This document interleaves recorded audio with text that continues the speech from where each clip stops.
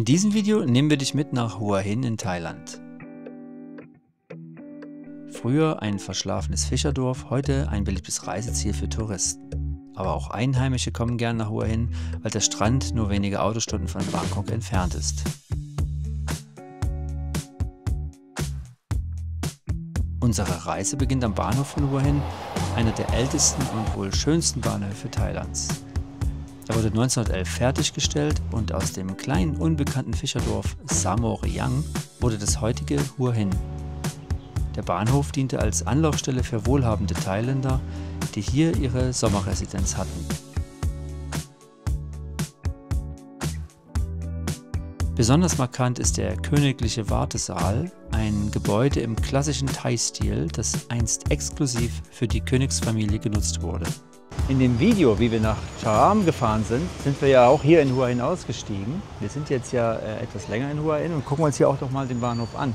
Wenn du also von Bangkok nach Hua Hin fahren willst, dann schau dir mal unser Video an, wie wir hier nach Hua Hin gefahren sind. Verlinke ich dir mal hier oben. Also es ist super geil, mit der 3. Klasse fahren, ein Ventilator, du guckst die ganze Zeit schön aus dem offenen Fenster, macht richtig Spaß. Du kommst auf jeden Fall hier in Hua Hin am Bahnhof an. Wir sind jetzt hier am alten Bahnhof, der sieht so aus. Richtig schöne alte Architektur, alles aus Holz gebaut, kein einziger Nagel verwendet. Hier geht es zur neuen Station, da werdet ihr auf jeden Fall ankommen oder abfahren. Und da oben ist es ein bisschen moderner jetzt mittlerweile und da wurden auch 1 oder 2 mehr Nägel benutzt. Hier an der Station sind auch ganz viele Züge aufgezeichnet, die hier so ankommen und wegfahren und die Zeiten und alles steht hier. Es sind sehr wenige Züge und es ist ja relativ übersichtlich das Ganze. Aber wenn du von Bangkok her kommst, wirst du nicht das Problem haben. Dann kannst du auf jeden Fall mal herfahren mit dem Zug. Wer durch die Straßen der Altstadt schlendert, der wird sie schnell entdecken, die alten Holzhäuser von Hua Hin. Diese Bauwerke erzählen die Geschichte der Stadt.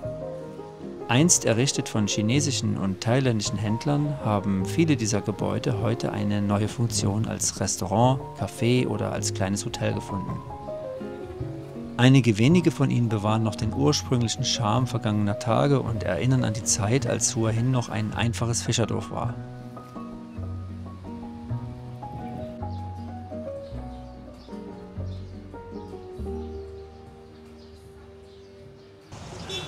Ja, die ganze Stadt ist voller Seafood-Restaurants. Eines der schönsten oder der bekanntesten ist hier hinten das Shaolai Seafood.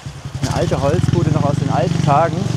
Und da oben schmeckt es wahrscheinlich besonders gut. Wir gehen natürlich nicht da rein, aber von außen sieht es schon ziemlich interessant aus.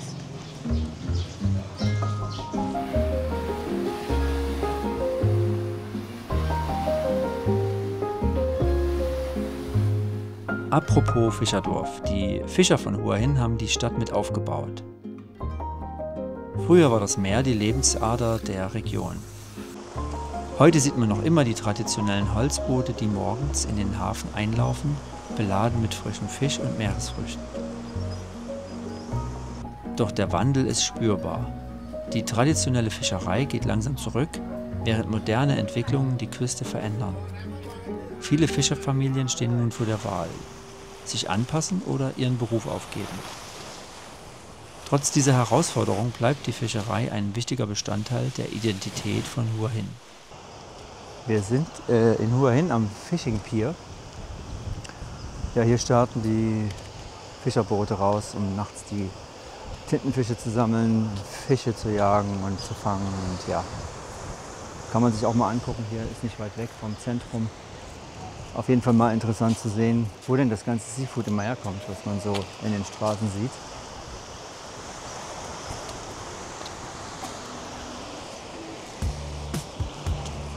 Viel Fisch findet man heutzutage in den zahlreichen Fischrestaurants, aber auch auf den Nachtmärkten. Und davon hat Hua Hin einige. Während der Cicada-Markt für seine Kunsthandwerke, Live-Musik und die moderne Streetfood-Kultur bekannt ist, bietet der Tamarind Market eine entspannte Atmosphäre mit authentischer thailändischer Küche. So, wir sind auf dem Tamarind Market und der ist direkt neben dem Cicada Market. Wir sind eben mit dem Songthaew hergefahren. Also wenn du Pizza willst oder so ein bisschen europäische Gerichte und wenn du nicht so viele Thailänder sehen willst, dann kommst du hier auf den Tamarind Markt. So ungefähr mein erster Eindruck.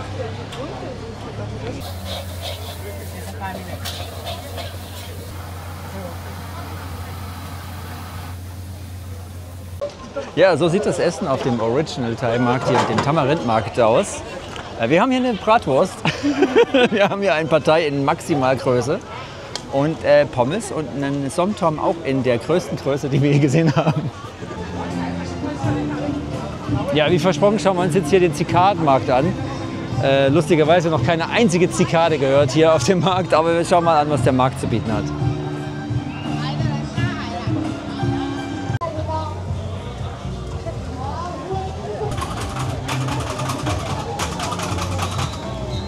Ja, anders als auf anderen Nachtmärkten muss man hier einfach mal so ein paar Coupons kaufen, um dann hier das Essen einzulösen. Warum auch immer, aber dann haben die Leute weniger mit Bargeld zu tun und das ist dann wohl das, was sie wollen.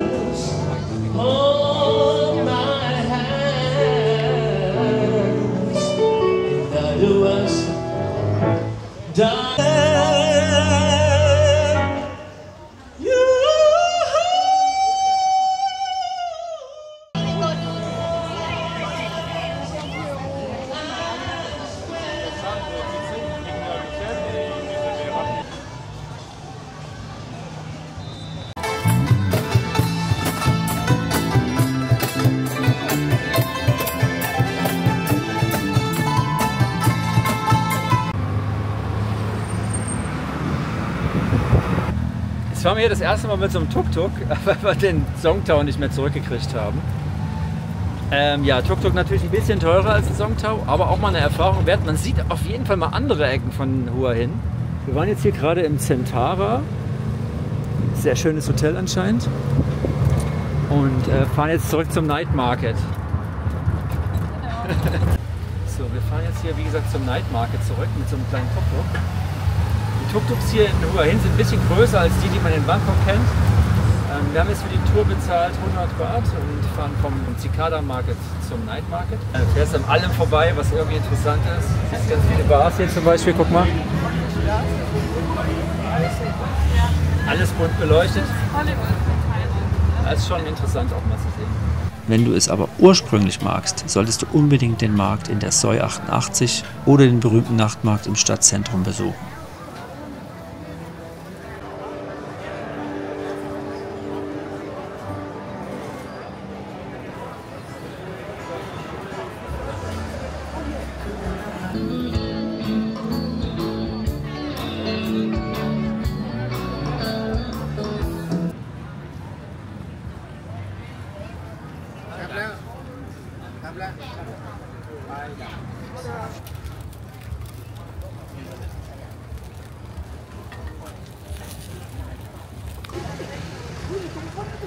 Zack.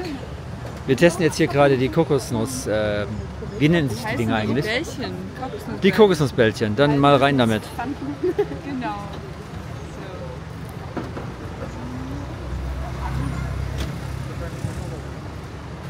Heiß anscheinend. Aber lecker.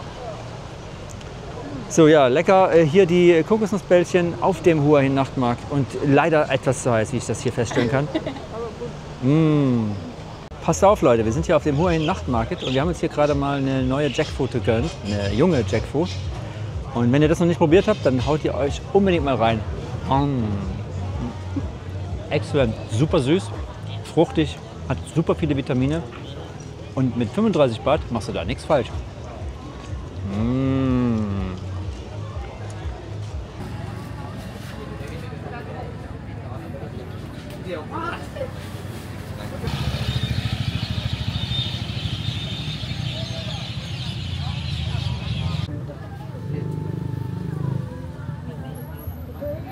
Ja, wir sitzen hier am Ende des Nachtmarkts, gegenüber vom Nachtmarkt, auf so einer kleinen Straße. Hier ist das Essen günstiger, leckerer und ja, hier sind auch die Locals am Start. Und ist scharf? Oh, wir haben extra nicht scharf bestellt und irgendwie scheint doch was kaputt gegangen zu sein. So.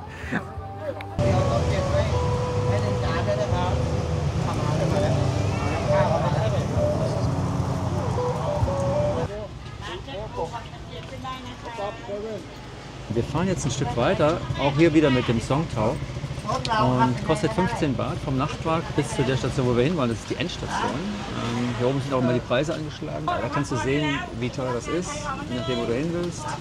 Ist ganz einfach, du gehst einfach in den Wagen rein und dann sitzt du so wie wir da, wartest bis das Ding voll ist und dann geht es irgendwann los. Ja, nach der wilden Badbusfahrt sind wir jetzt hier unten angekommen. Wir sind ein bisschen weiter südlich, immer noch Hua Hin. Wir sind am Fuße des Affenfelsens und hier ist der alte Pier, mit dem man früher nach Pattaya fahren konnte. Das geht leider nicht mehr. Und statt 2 Stunden 40 mit dem Boot auf die andere Seite fährt man jetzt mit Bus und Bahn fast 5-6 Stunden einmal über den Landweg durch Bangkok durch. Schade, dass man das abgeschafft hat. Aber ja, hier sind wir jetzt ein bisschen in einer anderen Bucht mal. Sieht ein bisschen schöner aus, aber immer noch sehr viel liegen. Ja? Sehr viele Strandmasseure und. Ja, aber auch die Fischer sind hier und machen ihr täglich Business.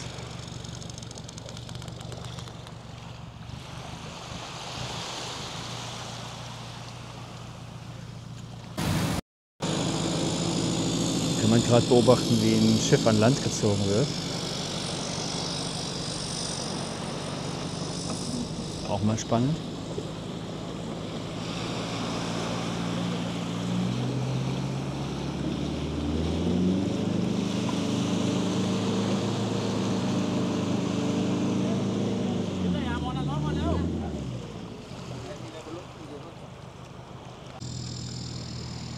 Ja, mal sehen, ob wir es heute noch schaffen, auf den Affenfelsen zu klettern. Ziel ist es auf jeden Fall heute, den Affenfelsen noch zu sehen und noch eine andere Sehenswürdigkeit.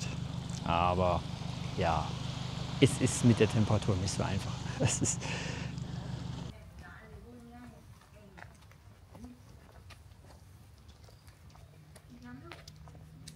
ja, wir hatten eigentlich einen Bolt bestellt, um uns hier hoch auf den Wat Takep zu fahren. Der Knabe lässt uns aber hier unten raus. Wir laufen jetzt das Stück nach oben. Ist auch nicht so schlimm. Müsst aber wissen, dass hier sehr, sehr viele Affen sind. Und da muss man ein bisschen aufpassen, ne?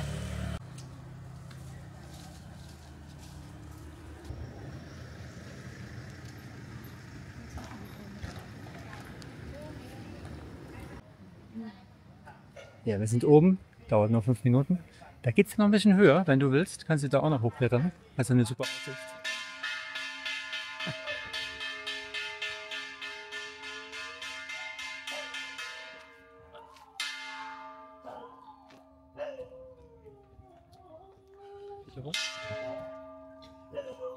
Der Kollege kloppt hier erstmal schön auf den Kessel.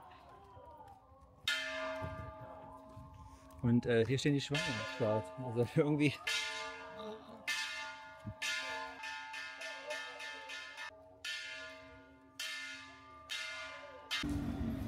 So, da kannst du jetzt hier, wie gesagt, die Treppen hochlaufen. Das machen wir mal schnell.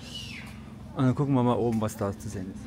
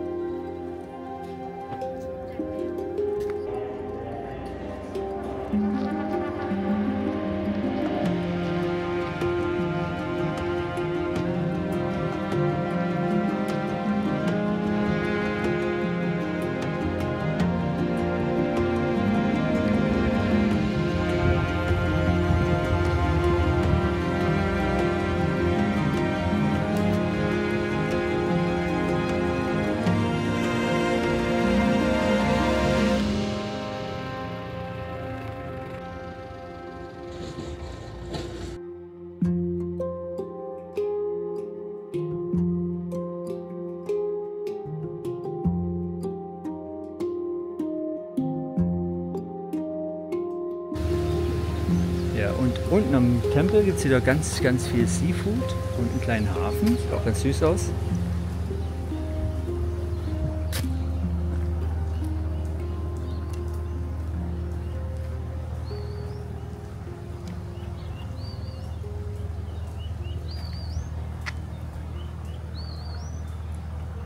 Ja, ganz schönes Bild hier, ne? Etwas außerhalb der Stadt befindet sich der Ratchabhakti Park, ein Monument, das den 7 großen Königen Thailands gewidmet ist. Die massiven Bronzestatuen, jede über 14 Meter hoch, symbolisieren die wichtigsten Herrscher des Landes, von König Ramkhamhaeng bis König Rama IX. Der Park wurde als Zeichen der Dankbarkeit gegenüber den Monarchen errichtet, die das Land geprägt haben. Er dient aber auch als Erinnerung an die tiefe Verbundenheit zwischen den Thailändern und ihrer königlichen Familie. Ja, wir sind hier gerade mit dem Golfkart hergekommen und uns wurde auf Thai erklärt, wo wir sind. Ich habe natürlich nichts verstanden. Ja, wir sind hier am Denkmal der Könige auf jeden Fall und dürfen jetzt hier erstmal unsere Hausaufgaben unterschreiben anscheinend. Während der Rest unserer Reisegruppe gerade angefangen hat zu beten und wir uns hier gerade ein Buch eingeschrieben haben, stehen wir hier nur dumm rum und warten darauf, dass wir zu dieser Figur kommen. Wir wissen nicht so richtig, wie wir uns gerade verhalten sollen. Wir warten einfach, bis die Kollegen mit Beten fertig sind und gehen dann gemeinsam dahin. Ja, hier von der Seite sieht man, glaube ich, alle Figuren ganz gut. 14 Meter hoch, jede Figur aus Bronze, ist schon beeindruckend. Und für die Thais natürlich was Besonderes, weil jeder König hier verewigt ist.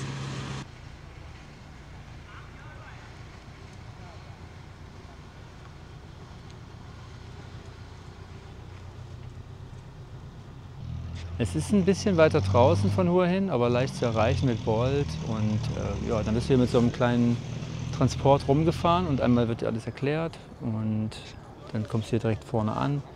Und nach ein paar Minuten wirst du wieder abgeholt. Das ist schon ganz gut gemacht.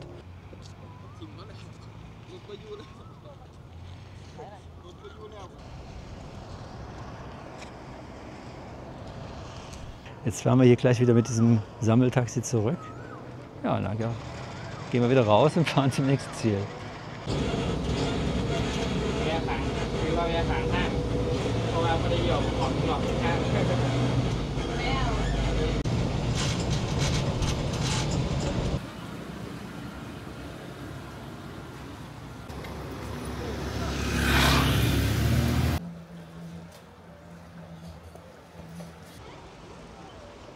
Zack. So, das war's mit Hua Hin und wir genießen den letzten Abend hier bei schönem Sonnenuntergang neben dem Tempel und ja. Gehen jetzt noch was zu essen holen und genau, dann fahren wir weiter in den Samroyot Nationalpark. Wenn ihr das nicht verpassen wollt, Abo, Like und so weiter. Ne? Und kommentiert gerne mal unten, welcher Nachtmarkt in Hua Hin hat euch eigentlich am besten gefallen. Wird uns mal interessieren. Und wart ihr schon mal in Hua Hin? Bestimmt. Ja. Wenn nicht, kommt mal her, ist gar nicht so schlecht hier. Uns hat es ein bisschen besser in Cha'am gefallen, aber Hua Hin auch auf jeden Fall. Hat was auch zu bieten. So. Hat genug zu bieten für einen tollen Urlaub, klares Wasser, schöne Strände, genug Aktivitäten, ihr habt es ja eben gesehen. Also, macht's gut, bis zum nächsten Mal. Tschüss, tschüss. Ja. Ciao.